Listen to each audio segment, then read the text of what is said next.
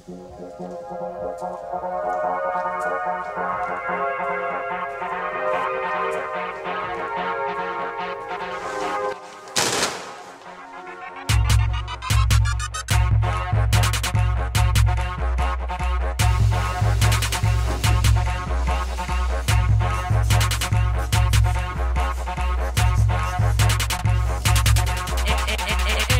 I do, boy, everything is true, boy. Long way to the top, every day we grew, boy. Shout out to my... Tämä on nuorisotyötä ja tämä on ehdottomasti taidetta ja ne ei ole millään lailla toisiaan poissulkevia päinvastoin. Mielestäni tämä on nuorisotyötä siinä mielessä vahvasti, että me mahdollistetaan nuorille tällainen aika ainutlaatuinen juttu, että he saavat tuoda omia näkemyksiään ja luovuuttaan ja ääntään esille niin kuin tosi monin eri tavoin. Ja sitten samalla tämä on ehdottomasti varmasti taidetta. Täällä uurastetaan ihan oikeasti sen eteen, että syntyy taideteoksia. Kovasti on prosesseja käynnissä ja mitä ihmeellisimpiä kysymyksiä satelee koko ajan. Ja ihmettelen, että miten niitä kaikki oikein voi edes vastata tai löytää vastauksen. Tämä on tämmöistä kokeilua ja kehittelyä. Ratatatata, kiirusaurus täältä papattaa, surutta sanoa. Tässä Hassan ja me ollaan täällä studiossa, joka me itse tehtiin täällä ja mitä muut? Me äänitään nyt täällä. Tänään on siisti päivä. Ehkä vähän turvaa porukkaa paikalla, mutta eikä me saada hommat hoidettua. Tänään on lavasteet valmiina ja kaikki äänitetty. Ensi viikolla linnalla kuvaa musiikkivideo. Musta tulee muutos. Musta tulee muutos. Seuraa jälkiäni, musta tulee muutos. Kun nämä taiteen tekijät tuli tänne töihin, niin ne monet odotti tekevänsä jotain ennen tekemätöntä, jotain mitä ei ole ikinä ennen tehty. Ja niin kun tässä on itselläkin kerännyt monenlaisia tunteita olemaan 3 viikon aikana ja välillä on tuntunut siltä, että ei tässä niinku tule yhtään mitään. Että niinku, tää on ihan jäätävää, mutta siis nyt on niinku semmoinen tosi odottava fiilis, että tästä tulee jotain aivan huikeeta ja se, että mitä se konkreettisesti on, niin mulla ei ole hajuakaan. Ei.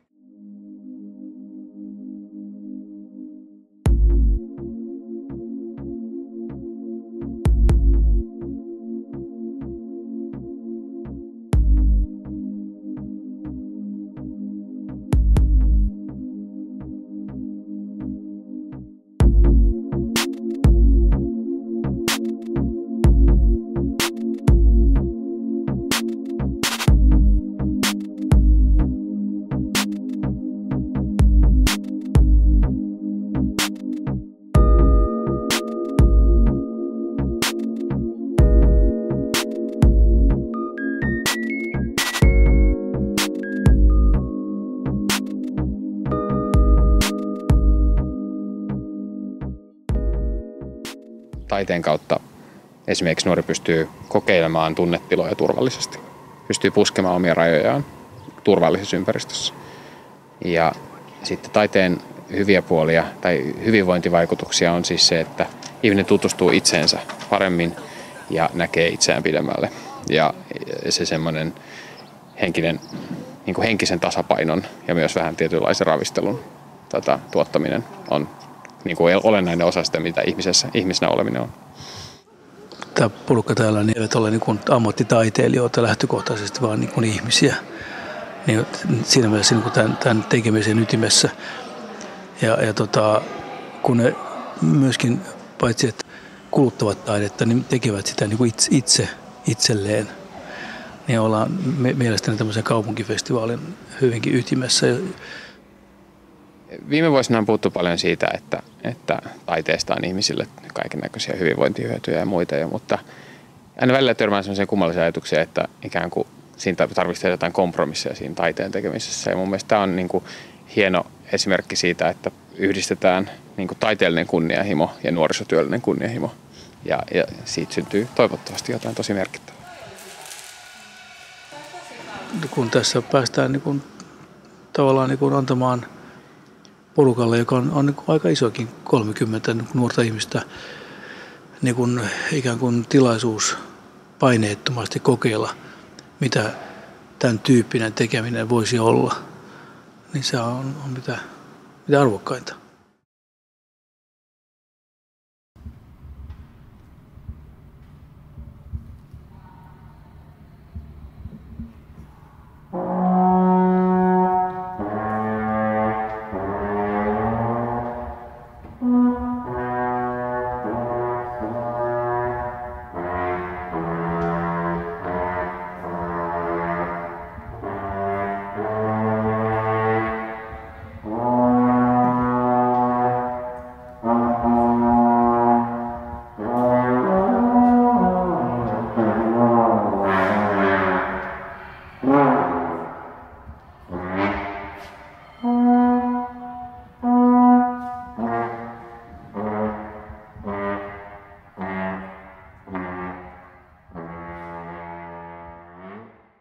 Esimerkiksi nyt kun meille annettiin näyttelyn teeman jäljet, niin mä oon ruvennut sitä pyörittelemään paperilla ja ottaa, että mitä hän kaikkea teema voisikaan tarkoittaa.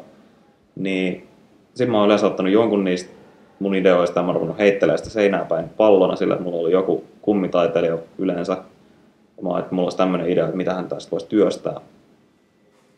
Kummitaiteilija sanoi, että entäs tekisit sen tälleen ja sitten mä sanon uudestaan, että sen tekisi vielä tolleen. Ja sitten sen yleensä on mennyt siihen, että mä otan jonkun siihen muutaman bouncein jälkeen. Otan jonkun tilan, mikä sopii siihen ja mä lähden sitten työstää sitä. Ja yleensä muillakin taiteilijoilla täällä on jotain idistä, että miten sitä voisi vieläkin parantaa. Jotenkin se, että pystyy niin vapaasti tekemään, mitä itse haluaa ja myös aika niin kuin ammattimaisin otteen. Että täällä on kuitenkin paljon erilaisempia työvälineitä kuin mitä esimerkiksi kotona on. Joitain päivin tuntuu vaan, että ei saa niin kuin mitään aikaiseksi ja sä yrität kauheasti, mutta niinku mitään vaan ei tuu, sulle ei ole ideoita, sä et niinku tartu mihinkäänkin. Joinain päivin taas tulee tänne on silleen, nyt mä teen tätä. Kun ei kukaan ole täällä kertomassa, että no nyt sun pitää maalata taulu. Vaan voi itse vaan olla silleen, hei, maalaanpa taulun. Itse asiassa mä teen nyt huomattavasti enemmän ja paremmin mitään luovaa kuin mitä mä itse asiassa vapaa-ajalla teen. Et jos mulla olisi kaikki tää ollut vapaa-aika, niin mä olisin varmaan nukkunut yhteen asti ja syönyt 2 ateriaa päivässä. Ja luojunut. Mä oon tehnyt silleen, mitä on nyt kun mulla on paikka, missä mulla on kaikki nämä työkalut ja mulla on tila ja mulla on seura ympärillä, joka rohkaisee, niin kyllä nyt paljon enemmän teen. Ja sitten kun täällä pääsee oikeasti tekemään mitä itse haluaa, ei niin ole mitään rajoitteita. Jos joku haluaa pistää jonkun kinkun roikkumaan katosta, niin se on ihan siitä vaan.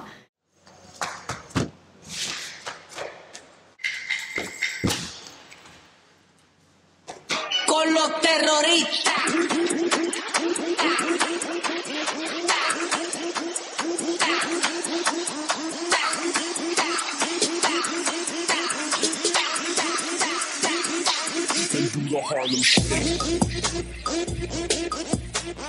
Tämmöinen huippukohta mun mielestä oli eilen, kun mä näin sen tullaan mun videoblogin ja se valotti taas sitä, minkälainen meininki näillä taiteentekijöillä on tuolla niin kuin making of Tullaamo hengessä. Ja se näytti aivan mahtavalta. Siitä kävi ilmi se, että se näytti kyllä siltä, että he ovat tosi innoissaan tästä ja tykkäävät olla täällä töissä. Paras fiilis. Mikä meininki, mikä puuki? Me lusikoidaan. Lusikoidaan kolmista. Vaatteet eivät liity asiaan. Niin. Kuvan vaatteet eivät liity kuvaukseen. Kyllä tää on ollut tosi makeeta.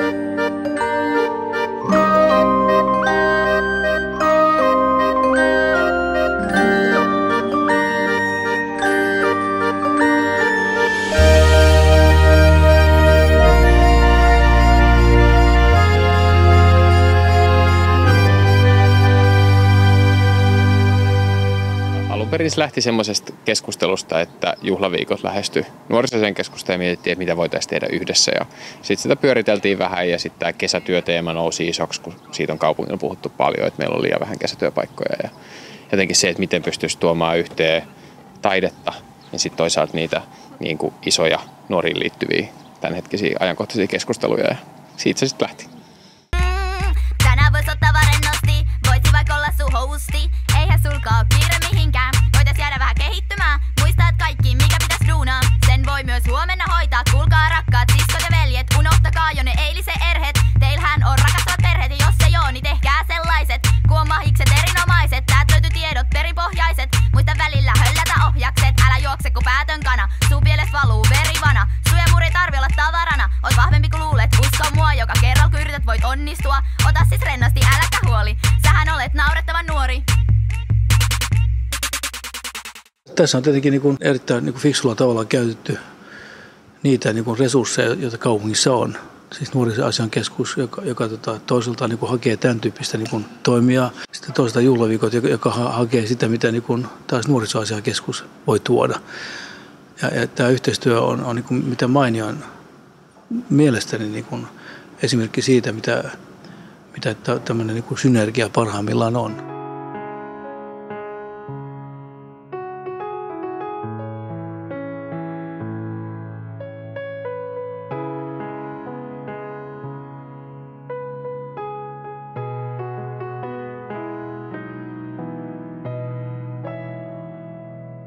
Taide liittyy juuri siihen, että yhteiskunta tai elämä ei ole pelkkää ikään kuin selviämistä. Hyvään elämään liittyy myös se, että me koetaan itseämme isompia asioita ja koetaan niitä yhdessä muiden kanssa. Ja siihen on harvoja yhtä hyviä välineitä kuin taide.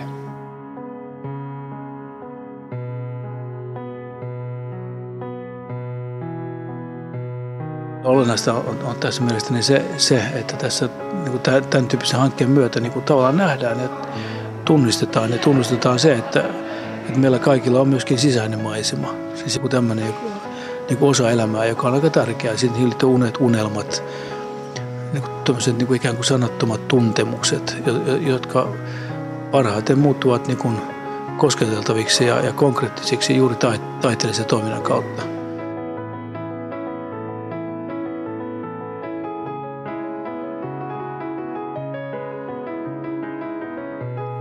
Tullaamo on tärkeä just sen takia, että me luodaan toivoa.